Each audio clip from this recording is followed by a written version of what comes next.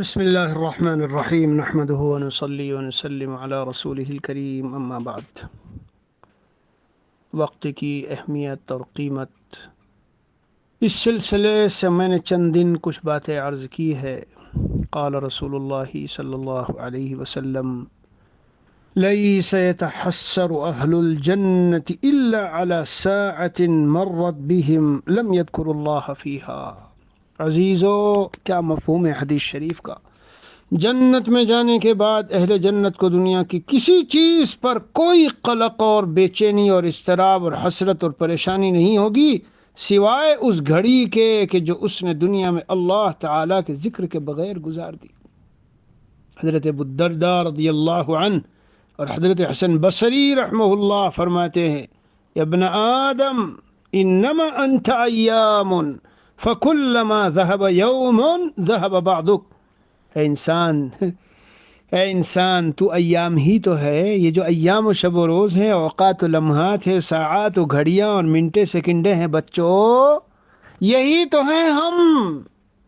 60 سال کے منٹوں سیکنڈوں کو گنتی کرو جو گزرے تو ہماری عمر ختم۔ فرمایا انسان تو ایام ہی تو ہے، جب بھی ایک دن ختم ہو جائے تو سمجھ لینا تیرا ایک حصہ ختم ہوتا جا رہا ہے۔ ہو رہی ہے عمر مثل برف کم، چپ کے رفتہ رفتہ دم بدم۔ برف بیچنے والا سکون سے نہیں بیٹھتا۔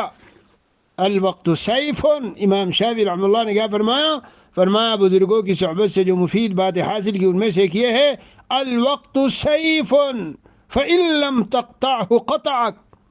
یہ وقت ایک تلوار ہے، اس کو کسی نیک کام میں لگا لو، آخرت کے بنانے میں تیاریوں میں لگا لو۔ اگر اس کو تم نے کاٹ دیا تو ٹھیک، ورنہ وہ تم کو کاٹ ڈالے گا، حضرتوں میں مشغول کرے گا اور کاٹ ڈالے گا، کل پہ چلے جاؤ گے۔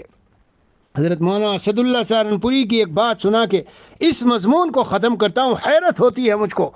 لکھا ہے کہ حضرت مولانا الحاج شاہ محمد اسد اللہ صاحب حضرت تھانوی رحمۃ اللہ علیہ کے خلفاء میں سے تھے، فرماتے ہیں کہ مظاہر العلوم ناظم تھے مظاہر العلوم کے، کہ فراغت کے بعد بھی میرے مطالعے کا اوسط 1000 صفحات یومیہ ہوتا تھا۔ یہ میری باتیں بہت سے علماء طلباء کے لیے جاتی ہیں، سالکین کے لیے جاتی ہے۔ کیا سستیاں چھا گئی ہم میں، کیا ہو گیا ہمارے اوقات کو، کہاں چلی گئی برکتیں؟ یومیہ فراغت کے بعد 1000 صفحات کا مطالعہ۔ اللہ ہمیں توفیق دے بھائی۔ وصلی اللہ علیہ نبی کریم وعلی آلہ واصحابہ اجمعین والحمد للہ رب العالمین۔